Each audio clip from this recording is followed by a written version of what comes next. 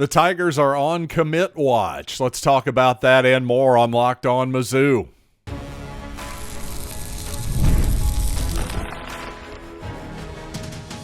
You are Locked On Mizzou, your daily podcast on the Missouri Tigers. Part of the Locked On Podcast Network, your team every day. Hey, all you true sons and daughters, I'm John Miller, your Mizzou mafioso and the central scrutinizer of Missouri Tigers football and basketball. On today's program, well, I want to address what seems like an overly negative basketball offseason. Do I think that's fair? Where's this coming from? All that good stuff. First, I do want to remind you quickly, this episode is brought to you by Monarch Money. Take control of your finances with Monarch Money. Use code LOCKEDONCOLLEGE at monarchmoney.com for 50% off your first year. And I have to say, we are hitting a bit of a dead period here in college football and college basketball, but neither Missouri squad is finished at this point. Defensive tackle Bralen Henderson, number one, has visited the Tigers and the Ole Miss Rebels this week. The former Ohio Bobcat. They are the Bobcats, right? Do I have that correct? Yes, they are the Bobcats. Yes, score one for me in the trivia department. But he played all 14 games, in fact, started all 14 games for the Bobcats last season. Not exactly eye-popping numbers, but as an interior defensive lineman, you don't necessarily expect them to be. If Ole Miss is after him, hey, that's good enough for me. I'd like to get a W over Lane Kiffin any way that I can, especially since Missouri and Ole Miss are seemingly never going to play on the gridiron in the 2020s. But we shall see on that end. On the basketball side, well, actually, let's stick with football here just for a second. Excuse me. Another bit of news. The number one rated junior college defensive end, Joshua Shanklin, just in the last 24 hours or so, chose Arizona State over Missouri, pulling, well, a reverse Joe Moore, I suppose. So there you go. There's that bit of news. Quite honestly, that's sort of a good sign for Missouri. Sure, we would have taken him, obviously, but I don't blame the kid. Part of the NIL factor here, the NIL equation, is not just the money involved, but the opportunity, the playing time involved as well. So that's one of the deepest positions on the Missouri roster. Some might say the deepest. I think it might be linebacker, but edge rusher is right behind it, I would say. So I can't blame Josh Shanklin for taking maybe a better opportunity to get playing time with the Sun Devils of Arizona State. Now, on the basketball side, again, another commit watch here. We've got a more obvious timetable, May 15th here on the basketball side for Arkansas native, Little Rock native to be exact, J.J. Andrews, and it does look like it is going to be between the home state Razorbacks and Mizzou for this young man's services.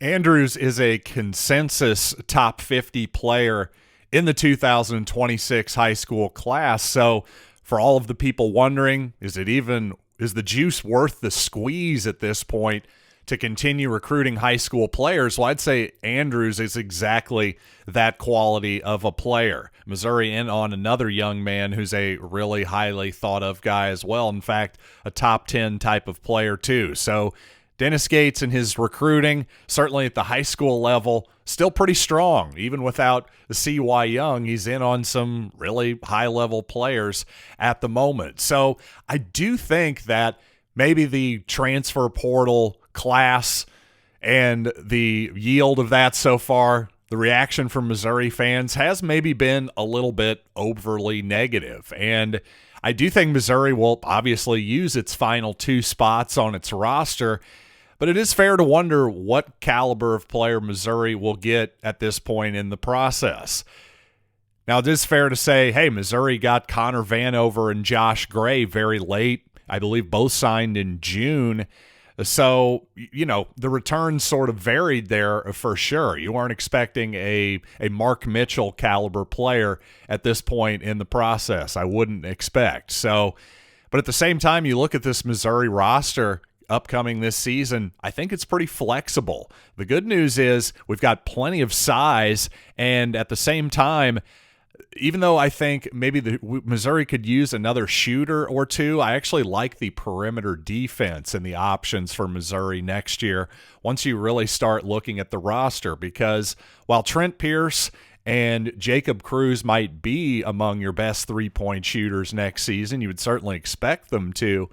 Well, neither was a great perimeter defender, and at times, well, you might need to sub them out defensively for a combination that maybe looks something like Anthony Robinson and T.O. Barrett, even though they're both nominally point guards, and then throw in Sebastian Mack, the transfer from UCLA as well, and suddenly you've got, well, a beginnings of three really good perimeter defensive players. And I do think there's a method to the Dennis Gates madness this offseason right there. So, and I also think if you look at just the national perception of Missouri right now in basketball, doesn't really add up with what a lot of their fans are thinking. Now, one thing I don't really care about at all at this point is bracketology for a season that's not even going to start until, November? Well, at the same time, though, Joe Lunardi has this upcoming Missouri basketball team as a 6 seed in the NCAA tournament. Again, that means not that much other than, national people are thinking that Missouri's going to be okay and probably a tournament team. Maybe they'll look stupid in a year's time. Who knows? I'm not making any big prognostications this far out. I'm just saying, you even look at the national championship odds over at FanDuel. Would you believe the basketball team is 80-1 and the football team is 100-1? So similar odds, but the basketball team actually a little more favorable there. Sure, you can say, hey, the March Madness is more of a crapshoot, I suppose, but not really when it comes to winning the actual national championship. Rarely is that a surprising group. So the point here is that I think Missouri, once again, like last season, will be similar in that they'll have plenty of size and length, I think, maybe even more so this season when you include Trent Burns, Sean Phillips, Javon Porter, and then your three men potentially on the outside can be Jacob Cruz and Trent Pierce. Pierce is 6'10", Jacob Cruz is pushing it. I mean, Missouri can have really a huge team out there, but then at times when they need to be faster on the perimeter, they can go that way as well and also play true small ball with Mark Mitchell or even Javon Porter at center with the aforementioned Cruz and Pierce maybe manning the 4 spot and spreading the floor a little bit. I just like that this roster is pretty malleable at this point, just like last season's roster. I do think they've given up a little bit of shooting on the outside, but I think they've gained maybe some defense too, hopefully. So I think that's the idea anyway, especially with Sebastian Mack should make a big difference here. Obviously, T.O. Barrett needs to advance. Honor Boateng really needs to advance for Missouri to hit its biggest stride next season. But the more I look at this roster, I am feeling more optimistic about it. And since I brought up the Ole Miss Rebels and Lane Kiffin, let's talk more about the new injury rule coming to college football next season. I think overall this is a net positive for a team that plays like Missouri. So I'll explain why here in just a bit. But do you ever check your bank account and wonder, where did all my money go between dining out, online shopping, and entertainment? It's really easy to lose track, and that's where Monarch Money comes in, your personal CFO, giving you full visibility and control over your finances. Monarch Money is not just a budgeting app, it's a complete financial command center tracking all your accounts, investments, and spending in one place. So stop just managing your money and start building wealth. And you can easily collaborate, by the way, and manage your money with your partner. It's smoother than ever. You can share and track data, personal accounts, set goals, stay on the same page without the stress. So take control of your finances with Monarch Money. Use code LOCKEDONCollege at monarchmoney.com for 50% off your first year. That's monarchmoney.com. Code LOCKEDONCollege for half off your first year. And get the supplies you need from the site made for the skilled trades, Supply House.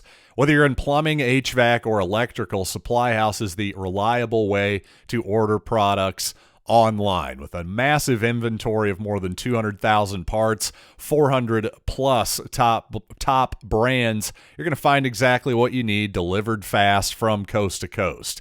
And if you need help, well, Supply House has expert support. And for trade pros, well, they've got a free Trade Master program offering exclusive perks like a dedicated phone line, free shipping, and discounts on every order.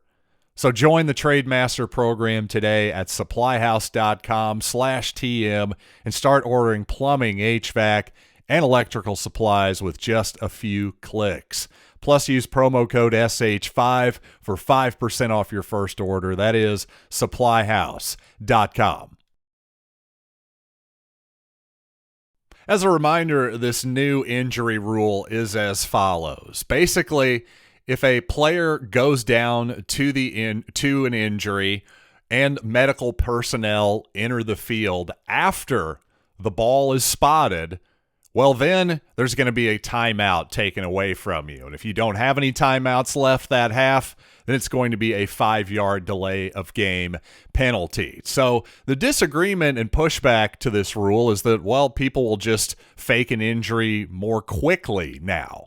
And you very well might be right. That could absolutely happen. But I will say this, it's definitely going to cut down on some of it, for sure. And my biggest concern with implementing a rule like this, well, obviously you want to cut it down, but on the other hand, what you don't want to do is punish teams and players for having legitimate injuries. And then you don't want to have the opposite incentive of players, taking themselves out of the game, reporting their own concussions, or having teammates, sort of wave to the sidelines to medical personnel and be like, hey, wait a second, this guy seems a little bit messed up here. I think more often than not, that spot the ball provision there is going to eliminate that. That's my biggest concern there. But for a team like Missouri, I think this is really a plus because the Tigers are not a hyper-speed Ole Miss or a Josh Heupel at Tennessee. Well, hey, we remember Josh Heupel back in the day, but we're talking about the Eli Drinkwitz era here, folks. And in the Eli Drinkwitz era, Missouri just simply does not move that quickly on offense for the most part. There are exceptions, of course, but really, Missouri likes to bleed that clock, the play clock specifically, and I think you'll see more of that this season. So this is a rule that may well affect teams like Ole Miss and Tennessee. I don't think it really affects Missouri all that much. So this is probably a slight net positive for Missouri, though not a huge impact either way, I don't think. And finally, and I am going to make this a little bit of a truncated Friday episode of Locked On Mizzou here, I want to finish out by talking a little Tiger baseball. And, well, the Tigers at last check were on pace to be the worst SEC team of all time in the sport of men's baseball. And I have to say, Tigers, the athletic department pledging over $1 million to upgrade the turf over at Simmons Field. And I got to say, I don't have a great argument for spending more money on this program. I'm not saying they shouldn't. I'm just saying I don't personally have a great argument for it for the following reasons. Frankly, I don't know that if Missouri hadn't won a national title back when Dwight Eisenhower was the president, I don't think hardly anybody would care one way or the other. And frankly, not that many people care right now. Missouri is just kind of behind the eight ball in a whole bunch of ways. They've got the bases loaded. The opponent's got a bases loaded, and it's a 3-0 count, basically, is the baseball analogy, I suppose, because in the SEC, well, for a whole bunch of different reasons, those programs care a lot more about baseball than Missouri. And one of the biggest reasons for that is simple geography and weather. Missouri spring weather in mid-Missouri, or anywhere in Missouri for that matter, is not exactly conducive to baseball. The Tigers are playing before Major League Baseball even gets started. And, well, you've seen what the weather's been like so far this April and in early May. It's been absolutely brutal weather here for sitting outside and watching baseball, along with the actual baseball, which has been not great either, to say the least. And, of course, I mentioned those major league clubs, the St. Louis Cardinals and the Kansas City Royals. That's a lot of baseball, 162 games a year. They're on TV every single night. A lot of my listeners, including myself, will go to one, if not multiple games at one or both of these stadiums every year. That's a heck of a lot of baseball. And by the way, one of the most played youth sports still in America is the sport of baseball. I think a lot of people in mid-Missouri have an impacted tuchus full of baseball at a certain point. There's just not a lot of demand for more baseball in this particular part of the country, especially when in late March, early April, even early May here, as you see often, well, it can be awfully wet and cold in Missouri, unfortunately. Hopefully, as the calendar turns to May here, we'll have some nicer weather for those Missouri Diamond clubs and teams. But unfortunately, there just doesn't seem to be a great path toward success. There's not one that I can see anyway in SEC baseball for Missouri. This is definitely one sport that would very much benefit from a return to the Big 12. Play against some other teams at a similar level that have similarly terrible weather this time of year. I mean, if you were a stud baseball player, where would you rather go? Would you rather go to Gainesville or Baton Rouge in March or Columbia, Missouri? I love Columbia. I'm just saying the weather is not really a comparison, and that makes a huge difference in this particular sport. And thanks for making Locked On Mizzou your first listen today. For your second listen, check out The Portal Show. Brian Smith, the Scout Master, has the latest rumors, portal entries, and signings. Be the most informed fan on the rapid changes to the college football landscape. Find The Portal on YouTube or wherever you listen to podcasts. And you know what? Brian, I don't think he's actually taken that Scout Master name. I think I'm still the only one who calls him that. Should I be offended? I think I'm going to have a word or two with Brian here after I get offline. But again, thanks again for listening to Locked On Mizzou.